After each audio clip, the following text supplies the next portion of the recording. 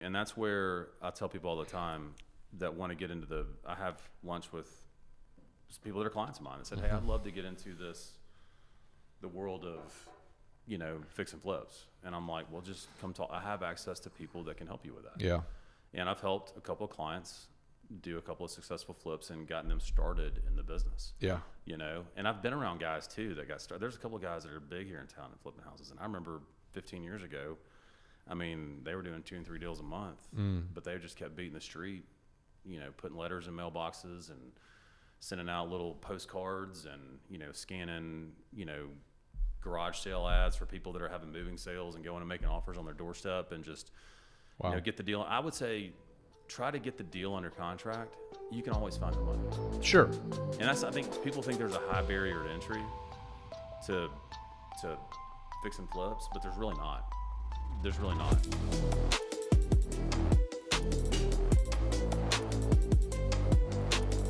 All right, Drew, thanks for joining me today. Yeah, of course, Thomas. Thanks for having me. Okay, so Drew is in real estate, but he's not your average real estate agent. And he's kind of the anomaly, which is why I like what he does, because I get really frustrated at real estate agents. Me too. Because they've got a cheat code and they don't leverage it. And I want to get into that later. But first, give me a snapshot of you growing up, like where you're from, all just like, hey, I'm Drew. Here's my 60-second bio. Yeah, so I'm born and raised in Hoover, Alabama. Graduated from Shays Mountain Christian School, which is now called Heritage Christian Academy. Yep. Our campus at the time was in Bluff Park area. Mm-hmm. Great childhood growing up. Grew up around a real estate attorney. My father was a real estate attorney. Okay. And mother is still a real estate agent, high producing realtor. She's been doing it. I'm aging myself now right before I was born, so she's been doing it for 47 years. Wow. 47 years. Still doing it? Still doing it. Still doing it at a high level, actually. Wow. So, okay. What's your mom's name? Diane Taylor. Holy crap. Yep. Okay. Dan Taylor, my father. My dad got into the development business through a mutual client of his, in the late 80s, early 90s. So he's developed probably a little over 2,000 single-family lots, a couple commercial sites, and all over Birmingham, Shelby County area, Hoover Is he area. still a practicing attorney? He still carries his license, but he's kind of semi-retired now. Sure. So he still will. He takes my calls. Let's put it that way. Yeah, sure. So tell me about growing up. When someone would ask you, "Hey, Drew, what do you want to be when you grow up?" What'd you say? Professional baseball player. Sure. Of course, like everybody. Yeah. Both of my parents went to law school. They paid their way through Birmingham School of Law, and I sat in a lot of real estate closings doing homework. In middle school and early days of high school. Wow. In his office over in Hoover, and was around him all the time on job sites and development projects with the heavy equipment. And real estate's always been kind of that thing that I really you're there. to. Yeah, it just fascinated me. Even from an early age, just the whole process.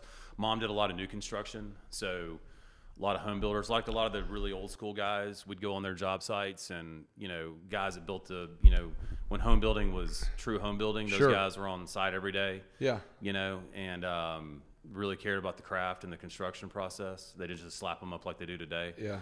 But really, being around that, I kind of always knew in the back of my mind, hey, if this If baseball athletic thing didn't work out, Sure. which obviously didn't, that we would go that route. Gotcha. So, tell me about college. Where'd you go to college? went to Stanford University. Okay. Graduated in 2002 with a undergraduate in business management finance. Okay. And met my wife Kimberly there. She was an interior design major, and fortunately she didn't meet me until our senior year. There you go. Because I hadn't matured enough at that point. So fortunately she met me then. Yeah. And the rest is, we got married about a year after we got out of school, and the rest is history. Did you play baseball in college? I went there originally to play baseball. Yeah. And for a year, and hurt myself my freshman year, separated my shoulder.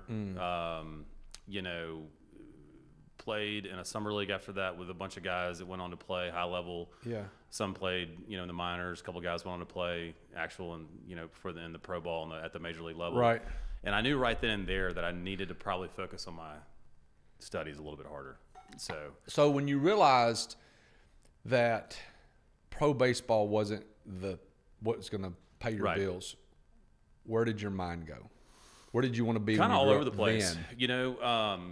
A lot of my buddies that were involved in athletics were kind of going that medical sales route. And at the time, it was like, big money, all this other stuff. I kind of... Huge money. So back in the early 2000s, Back in the early 2000s. people didn't have budgets. Correct. They made truckloads of money. Absolutely. And it was a very, very lucrative business. Correct. And it's still lucrative now. Still lucrative. But it's just different. Most of my clients and friends do it now. They have that distributor model that they do, and they're doing well. Other aspects of it, just with the regulations and regulatory environment, it's not nearly what it was back then. So obviously I was just very competitive. Got into that for a couple of years out of school with a couple of smaller companies.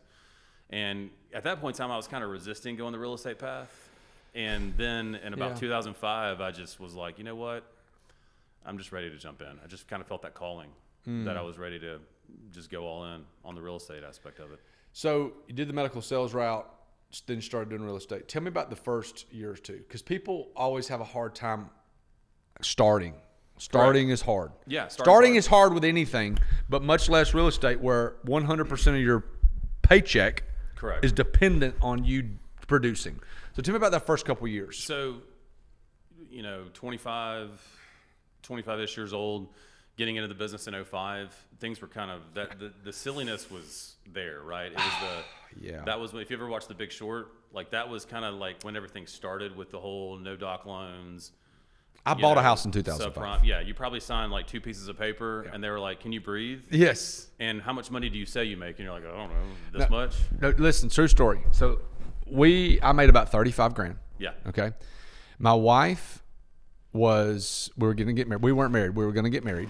And so the loan people said, hey, we need a letter from your future employer about what your wife is going to make. So she didn't even have a job. Right. This was 7-8 months before she was going to get that job. Right. And I had to get a letter from Mr. Arndt, the principal, who's like, he doesn't have much say. I mean, he does, but he doesn't. And it had a letter that said on company or school letterhead what she made, and we got the loan. Yeah. No, it was wild. I mean, I remember it's crazy. I remember walking into Regions Bank, a very reputable big bank, and the loan officer was like, I mean, I had no W-2 income. My wife was in sales at a flooring company. I mean, she had, some W-2 income, but a lot of 1099 stuff from the different vendors she would work with. And they were like, hey, just fill out this form. And he was like, how much money do you expect to make this year? And of course, I'm like, I'm going to make $200,000, whatever. And they're like, you're approved, And then it was just, it was the wild, it literally was the Wild West. And so you got in at a good time or a bad time? It was both.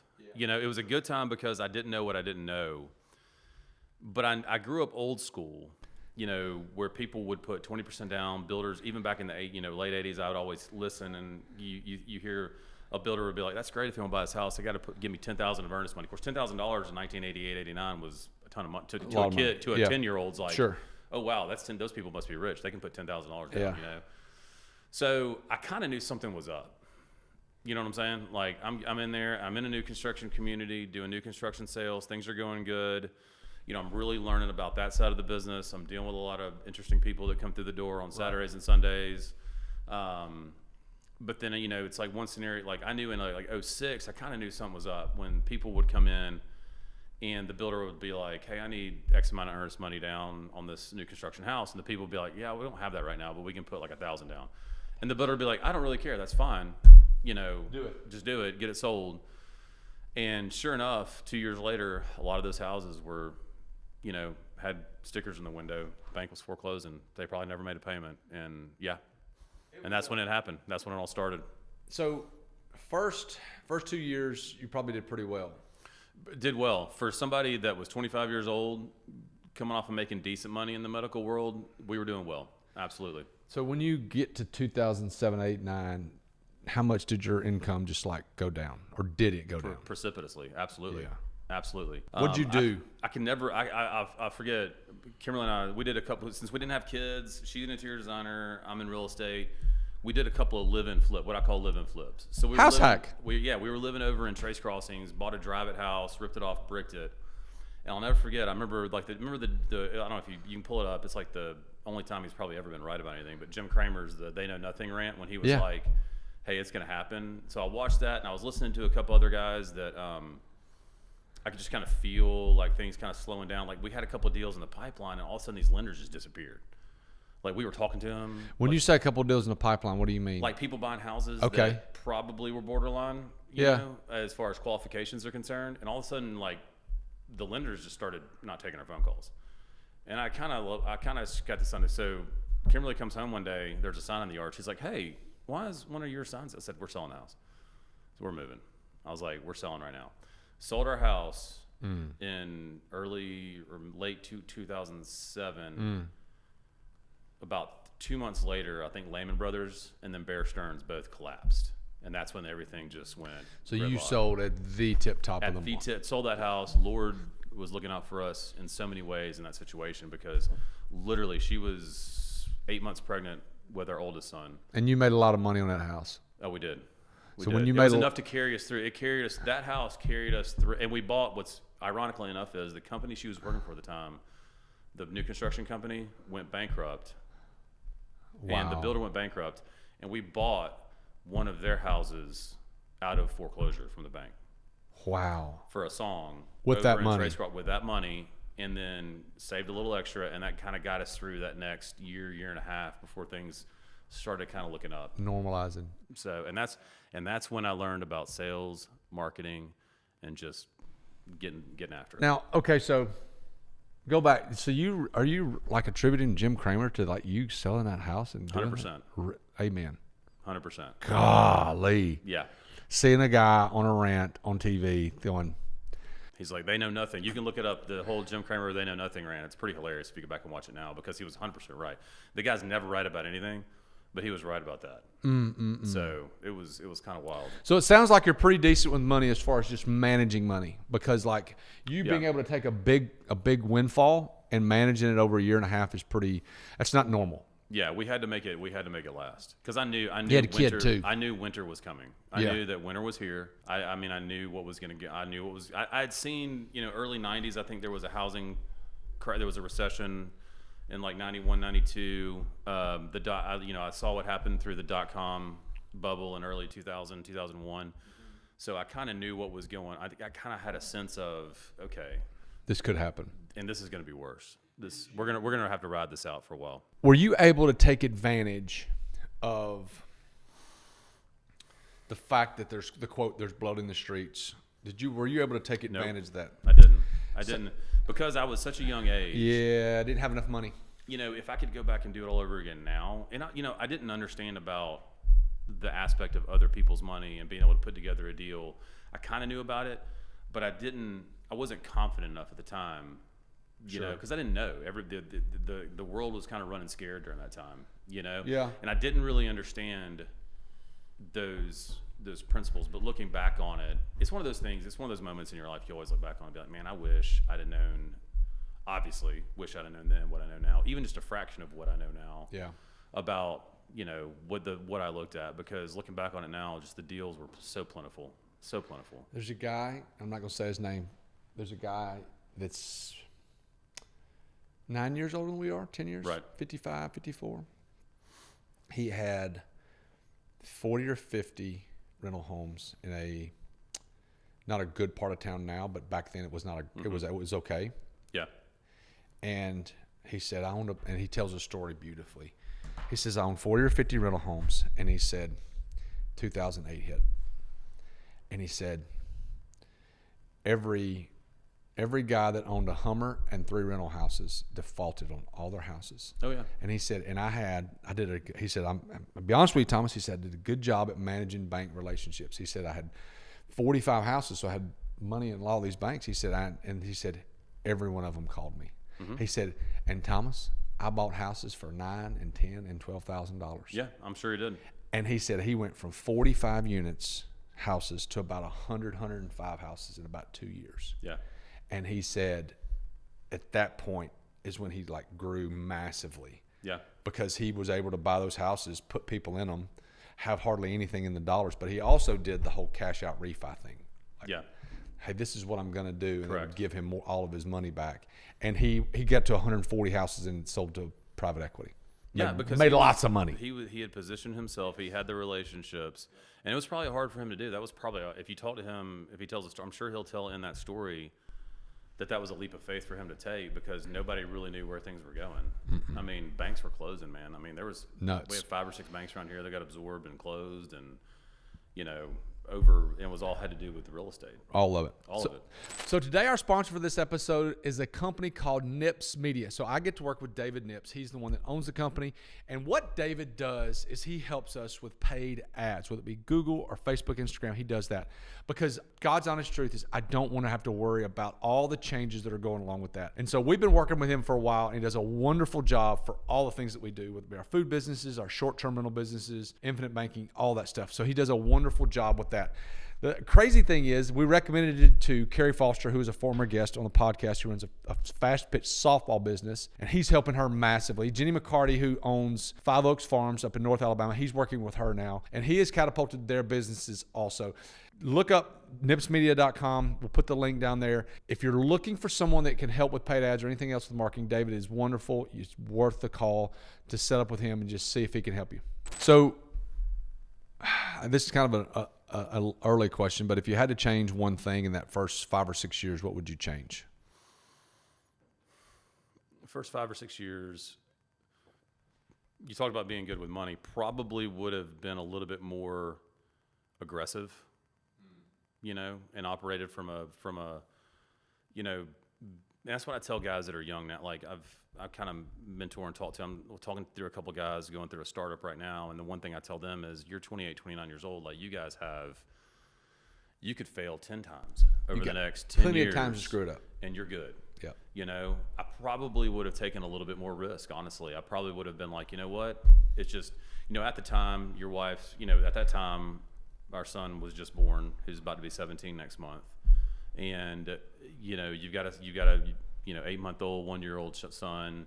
Your wife's company went bankrupt. She's staying at home. Fortunately, she was forced into early retirement. Right. And, you're commission only. You kind of eat what you kill. And so, but at the time, I probably would have taken a little bit more. If I could go back and do anything different, is manage risk better, but take more risk. And take more risk early. Take more risk early. Okay, so and not be afraid of failing early on. 44 right now, aren't you? Right, 45. 45 right now. Where are we at in the risk management stage? Like me and you. I'm talking to me and you because we're in really similar stages. I think you got 4 kids. I've got 3 kids. We have jobs, but we also have the investment part. Like Correct. You and I are very, very similar if you really look at it. Where are we at in the risk profile stage? So the one thing that I've learned, and really kind of that era, that season of my life taught me is that the way that you, especially in real estate, you make your money on the buy. Sure. Right. If you're buying right, it might be a risky play, but if you're buying right, you're not going to lose. It's just you might not do as well as you think you might do. Right. So it's all about understanding numbers. It's all about understanding cash flow. I think we were talking about a deal before the show started, but it's understanding cash flow. If you buy that deal right, some things may happen. There's things out of your control that may happen. You're probably not, you may not make as much money cash flow as you think you might have. Sure. But you're not going to lose money. Yeah.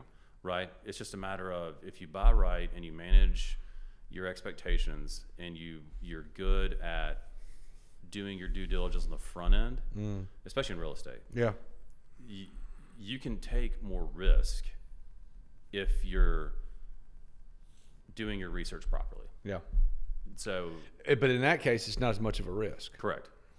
Now, in risk management, I will say, for me, it's all reward.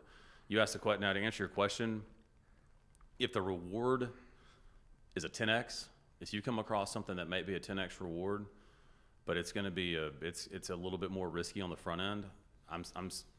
It's funny. Being 28 and 29 years old, operating from a space of scarcity. I'm 45 now. I feel like I'm 25. Yeah. I try to keep myself in decent shape. I've got 4 kids that run me all over the world.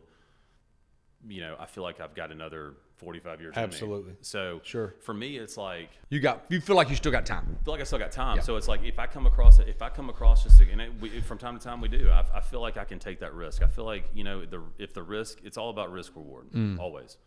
And that's just everybody's different in their own right, and you have to kind of make that calculation yourself. All right, so you've taken okay, I want to go back to this. You said this in 2007, 2008-ish, 9.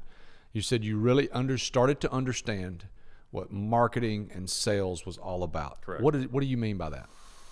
Because before then it was just fog a mirror, sign some documents, say you make some money, buy a house. You know, it was kind of like what we went through in 2020, 2021, with 0% federal funds rate, 2.75% mortgage rates, that type of thing. Right. So, but in 2008, even though they were dropping the rate, so many people were losing their jobs. The unemployment rates, you know, they call it the Great Recession for a reason. Sure. Because outside of the Great Depression, that was probably the hardest, like 3-4 year period our economy has ever faced. So, you know, really diving into when people were getting out of the business, you talk running into the fire, right? I was like, you know what? I don't really know how to do anything else. Nobody else is hiring right now. Can't go get a job somewhere else. So man, I'm just going to embrace it. So I started getting really good at doing short sales. Helped several families through short sales. Okay. I would call Chase. I would call Regions. So I worked with Regions and Chase, Compass Bank at the time, doing some of their foreclosure sales, you know, around Birmingham. Explain that. Explain the short sale and what that process looked like. Because a lot of people don't know what that is. Explain that to me. So for example, you know, let's say you bought a house in 2006, high of the market for $500,000. Yep. And and this is not unheard of. Let's say you got a $520,000 loan. Because real estate was always going to go up in value. That was the thesis, right? Yeah. The banks. It was, hey, we're just going to give you want 105% loan to value, 110%? Go for it. Here you go. Here's some money. Have fun. Wow. You know, interest only, adjustable rate mortgages. So, you know, 8, 9 hit, values drop precipitously for a lot of different reasons. But that same $500,000 house, let's say, is worth $350,000. Sure. And you owe $500,000. $500,000. So what are you going to do? You have no job. You can't pay for it. In foreclosure, you're looking at a 7-year recovery time for your credit, everything else. So what we would do is we would go in, say it's Wells Fargo, for example, did a lot with Wells Fargo. Go in and we would negotiate with their special, and so banks set up these whole departments around short sales. So we would go in the special assets, what they call it, special assets department, negotiation. You know, we would get with the homeowner at the time and they would type up what's called a hardship letter. So, hey, lost job. Like one story, a gentleman, you know, his wife was diagnosed with cancer. His income had been cut in half. He was in the orthopedics and prosthetics. Wife lost her job, diagnosed with cancer. They had a daughter with special needs. Just gosh. So writing out this letter. Oh yeah, I mean it was, you know. So then we would present that letter on their behalf to the special assets department. Sign a bunch of legal documents where I could negotiate on their behalf. Okay. And so basically, you kind of didn't know, but I would say I knew that the house was worth $350,000. Let's say. So we would go ahead and get it listed for $350,000, get an offer. And then, you know, it was almost like dealing with the federal government, right? Because the federal government was over here watchdog, making sure the banks were not just giving houses away, because a lot of those loans were government backed. So sometimes it would take, I mean, you might be able to get a deal done in 4 or 5 months. I mean, this particular case, it took us 8 months to finally get the deal done. So you sold it for $350,000. Were the people not responsible for the other $150,000? They would charge it. It would basically, like, it would still affect their credit negatively, but it was almost like a charge, like a bad medical debt, or like, you know, you negotiate. Like now, if you were to negotiate with a credit card company, they would just charge it off as a bad debt, and it would affect their credit for maybe 2 or 3 years that you could recover from, as opposed to a 7-year. A 7-year. So they didn't have to pay that $150,000. No. They negotiated, so hey, we'll give the asset back. You can sell it for whatever you get, but the other stuff we can't pay. Correct. Okay. So you did a bunch of that. And the bank didn't want it. Look, trust me, the banks, they had so many houses. They were like Wells Fargo, for example, Chase. These guys didn't want those because they're not in the property management business. They're not in the real estate business. They don't want to be in the real estate business. By the time you go over all that, it was easier for them to take that $150,000 loss than it was to take the house back, you know, kick people out, eviction, attorney's fees, managing the property, carrying costs, all that stuff. So when you say short sale, you didn't sell it back to the bank. You sold it to Johnny down the road that bought it for $350,000. But then the Wells Fargo, they got the money, the $350,000 from the bank that they got the loan. Correct. Okay. And so they just took the $150,000 loss, wrote it off, went on about their business. And I had no idea how to do that beforehand. So researching so I had to it was a learning process through all of it.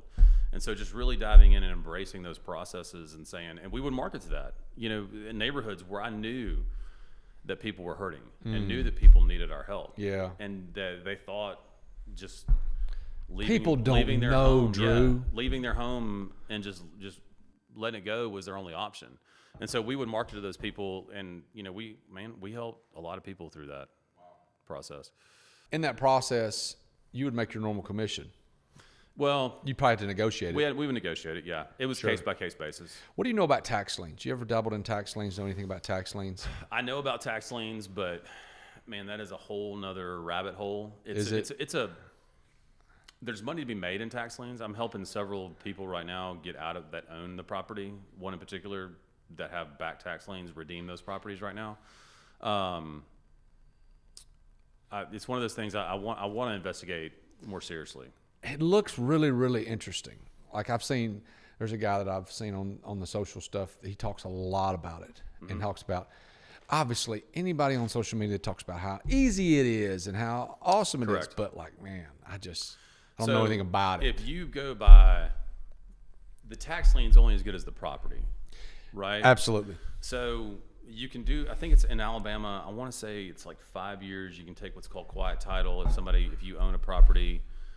But then if there's a mortgage on it, then that lien holder, I've always been fuzzy as if, okay, somebody's not paying the property taxes, but let's say there's another lien on like a first lien, like say $100,000 mortgage. Bank of America has a $100,000 mortgage on it.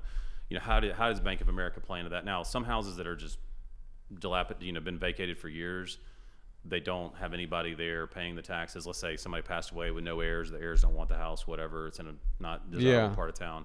You can get that. But I think where people really make their money is getting tax liens and then people paying them back, because you can charge, I think it's 12 to 15% interest, I think, on that debt. So really you want people to come. For me, I would just see it as almost like a bond investment. Where I'm going to buy these tax liens, but I want somebody to come back and pay me that. Because that could pay you interest on not only whatever you paid, but whatever the improvements you did. So you've painted, you fixed the grass, you did these things. They have to pay you for that too. Right. Okay. Right. Yeah, I think that, I don't know if that's something a road I want to go down, but it's extremely interesting. To me, it seems risky. I don't know. A little bit. I don't know. I don't know either. I have some clients that have done it. It's almost like we should, hire a coach to say, teach us and let's figure out if there's something. Well, there's there's a guy in town that deals a lot with investors, Yeah. an attorney, and he deals a closing attorney, but he does a lot of their legal work on different stuff like that. And I've always wanted to just take him to lunch and be like, hey man, can you come just teach me? Just teach me how to do it. So if nothing else, so I can talk about it intelligently. Sure. Like here, when somebody asked me that question. Growing a business. So real estate, in my opinion, is not looked upon by some people as a business owner. It is totally a business owner. Mm-hmm. You are a business owner. Correct. What's been your approach to growing your business over the years? Building obviously marketing to the general public, but also, I like to say that we treat, whether you're selling a $100,000 house or a $1.2 million house, we try to treat everybody that's equally the same. Yeah. And, I take it, and my wife knows this firsthand because I'll, be up till midnight sometimes, doing work for people, trying to catch up on the day. But, we try to put the same amount of time, energy, and effort for everybody. And we always want, moving is hard. We recently moved back in September with 4 kids, haven't been in a house for 7 years. And man, it's hard. What do you mean move back? Where'd you move? Indian Springs area. Okay. So we moved from Inverness over to Indian Springs. We just needed more space. But, we sold our house off market. It was an easy sale for us, but the moving aspect of it was just, we had 2 dumpsters full of stuff, giving stuff away, all the stuff you accumulate with kids over the years. So really, for me, it's like, it's hard. And people give me, and we were fortunate. We didn't have a job change. We weren't going through, a death in the family. We weren't going through all that stuff. Divorce, anything like that. So we were moving because we needed to upgrade our space. But, a lot of people, man, they're going through, dad's already living in, Louisville, Kentucky at a new job, or, mom's working, over here, getting divorced, death, whatever the case may be, sickness. So people are already probably going through a hard time as it is, and we want to make that process as smooth and enjoyable as possible. And so just to, over the time, don't do it perfectly, but doing this for 20 years now, develop the systems and processes in place to really be an advisor. And a lot of people look to me for, financial advice. Now, I'm not a financial advisor, but when it comes to real estate, I kind of know what I'm talking about. Understand the game. Yeah, I kind of know what I'm talking about. And we have other people, if they need mortgage advice or financial advice, we've got experts that can help them in those arenas. But what we try to do is coach people through the process and just take one layer of stress off their life. Right. Because moving's hard enough. changing jobs is hard enough. All the other things are hard enough. So we just try to make it as simple as possible. Not just a transaction. It's a relationship to where you can help with all different things that come along with At the end buying, of the day, buying and selling. we want to create raving fans. Yeah, sure. That will go out and, for lack of a better word, be evangelical about their experience with us. Yeah. That's what we want. That's good. So, okay, so growing up, all I'd ever wanted to do was coach college football, and did that for about 10 years and loved it. Started to feel a pull to get out of that, and I looked at my dad, and I said, I don't really know if I can do anything else. And he looked at me and goes, you can do anything you want to do. Mm-hmm. And that was really encouraging from a football coach. But the number of things, and I look back, the number of things that I learned from coaching college football for 10 years has translated so much into everything that we do now. What have you learned as being a real estate agent that apply to like everyday decision making that you make? To be patient. Yeah.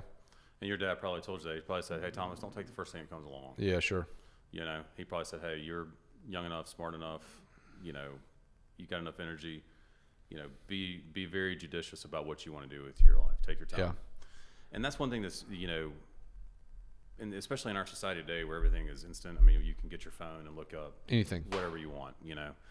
You can have Chick-fil-A delivered to your house in 15 minutes. Yeah. So, you know, so patience is something I often preach, because the process and the sales cycle is so long in our industry sometimes that I think people get very impatient and chase shiny objects. So yeah. I try to, and me included. Yeah, sure. Over the years, chasing shiny objects, throwing money at this lead generation, this next, hey, influencer that says, do you want to do, you know, sell whatever many more houses this year, sign up for our program.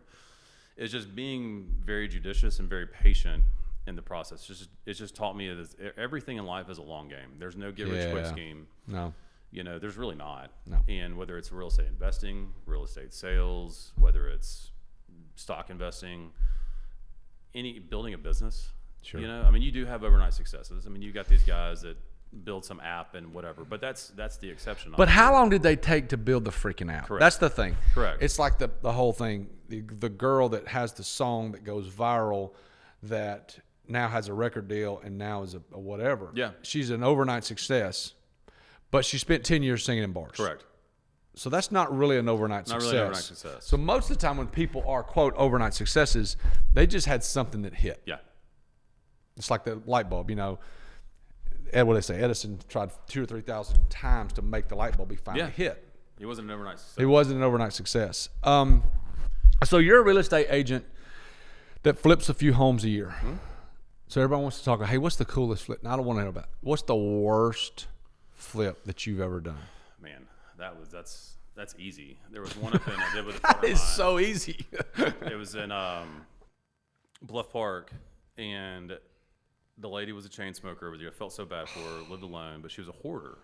And if you know anything about hoarders, like the TV show, there is actually a methodology to that mental illness.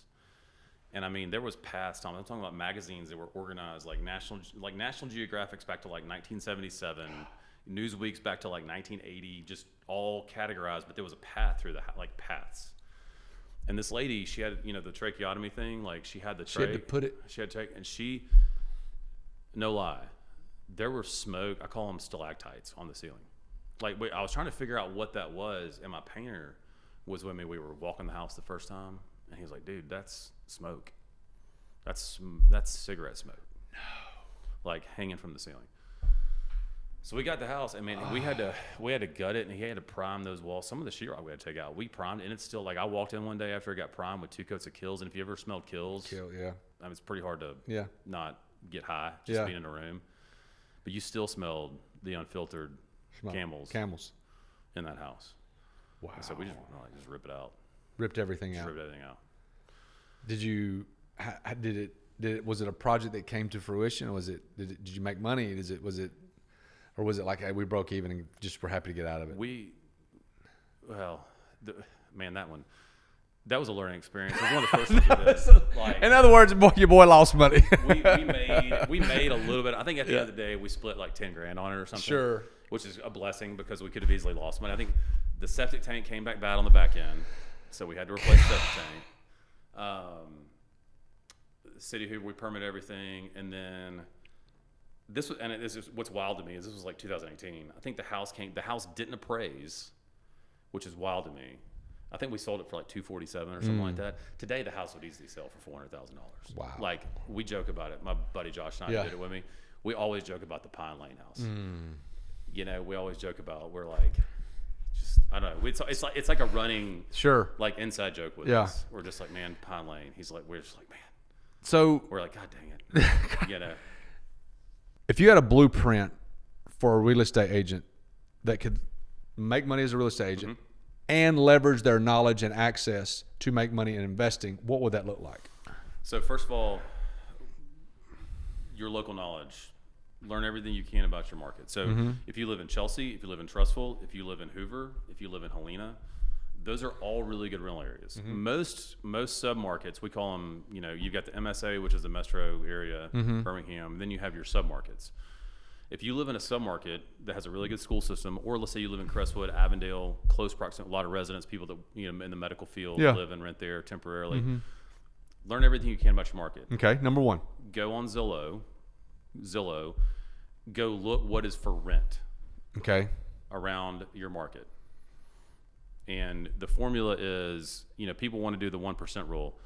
The 1% rule applies for certain investments. I'm more of a 0.75% rule. And for those of you that don't know what the 1% rule is, it's your rent should equal, your monthly rent should equal 1% of your purchase price. And let me say this, the 1% rule was extremely valid 10 years ago. 8 or 10 years ago.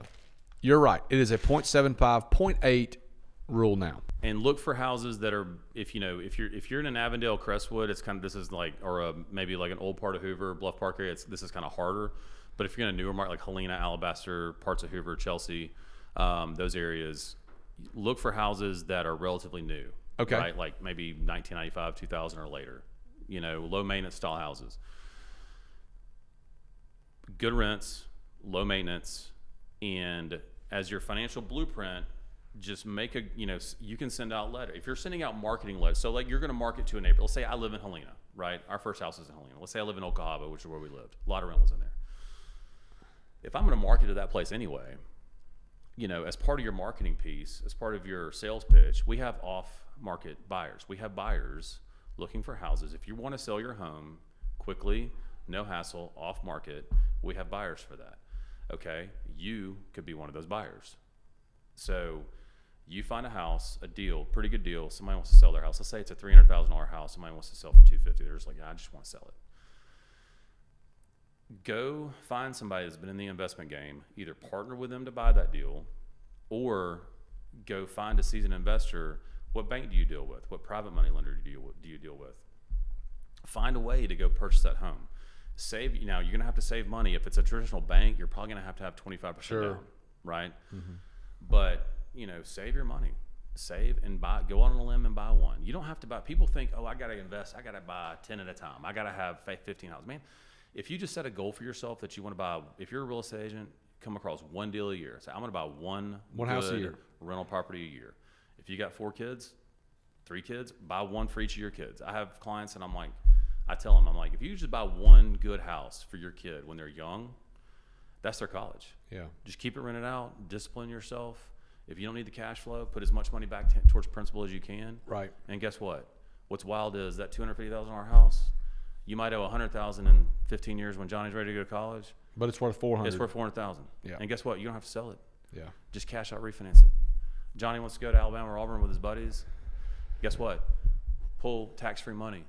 You can get, what, I think 80%, 85% loan to value. So just pull some tax-free money out. What access does a real estate agent have that no one else has that is a cheat code for what they do? If you're marketing properly, you know everything that's going to come on the market before it comes on the market. Okay. You know before the general public does. If you know about your market and you position yourself, it could be, I don't care if you live in a 50-home subdivision. Market yourself in that 50-home. Market yourself like crazy to that 50-home subdivision, maybe 1 or 2 around you. Be involved in your kids. If you got kids, be involved in school. If you're in church, be involved in church. You know about the 70-something-year-old who had to have hip replacement surgery that can't live in a 2-story anymore. Yeah. You know about John and Sally, they're going to get divorced. You know about they're pregnant with their third child and they live in a 3-bedroom, 1,200 square foot garden home, and they're going to have to move. Be present wherever it is you are. Be present, man. It's all about knowledge. Real estate, I tell you, man, real estate is just knowing the right people, and it's almost like being able to see things before they happen. If you can predict trends, and understanding trends too, understanding that, and if you live in an area that's not great for investing, I bring up Helena because they don't have any apartments. We'll never have any apartments, and Trustful has very limited apartments. We don't have any. We have a 12 unit and an 8 unit. Right. Trustful has no apartment. It's a great rental community. So you can win just by default because you pick a community that you have no competition. You have no competition. I mean, if you're buying a single family home, who doesn't want a single family home with a fenced backyard? Yeah. And you can charge, and a lot of apartments now, these nice apartments all around where we're at right now, for a 3-bedroom are charging close to $3,000 a month. I mean, yeah. The competition, by default, you're going to look more attractive, and you're always going to have my mom, speaking of Helena Old Cobb, they started buying new construction houses in 2005, and they still own several in there.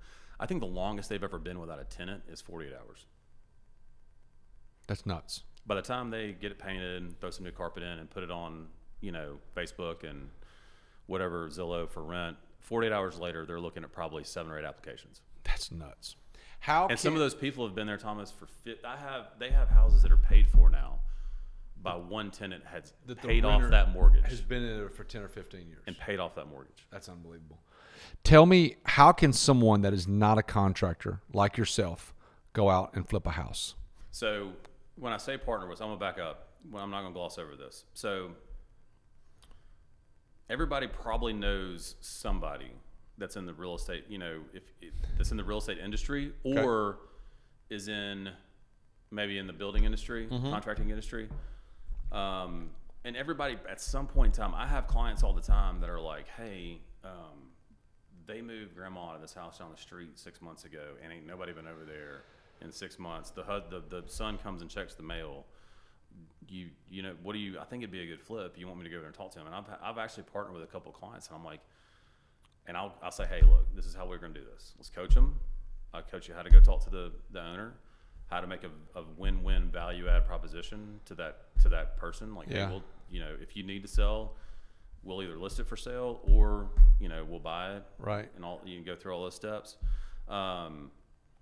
Or if you're not somebody if you're like new to the area, you're not super plugged in. There's different websites. Like Bigger Pockets. Yeah. Is one that's grown and exponentially over the last 10 or 15 years. You can get on there and just learn, and there's people that post local deals all the time, whether it's wholesalers or other investors that are trying to dump deals, tired landlords, there's a lot of tired landlords on there. They're like, hey, I own 2 properties in wherever in Birmingham, and I'm just looking to get rid of them. Right. And then seek somebody, I would say seek out a real estate professional in your area that's pretty good and ask them, hey, do you know anybody? If I bring them this deal, do you know any investors, any flippers? I'm looking to get into that game. Do you know anybody that I could partner with? So, and most guys, in flippers, my mom told me a long time ago, 0% of 0 is 0. Mm-hmm. So most guys are just they're in that cash flow mentality, and they got crews they're trying to keep busy. We got guys. I got a couple of investors that I work with, and when they're like low on deals, it's like, man, if it's a slam dunk margin, the margin's only like 15%. Normally these guys are trying to get 20-25%. If the margin's 12 to 15%, if they can keep their crews busy, let's do it. Yeah. So they're not so greedy. A lot of these guys aren't so greedy that they're like, I just want to be at it solo and I want to make 25%. Yeah. A lot of them, you bring them a good deal with some decent margin, they'll partner with you on it. So let's just go back. So if someone's not a contractor and they want to flip a house, they need to find someone that understands construction. Correct.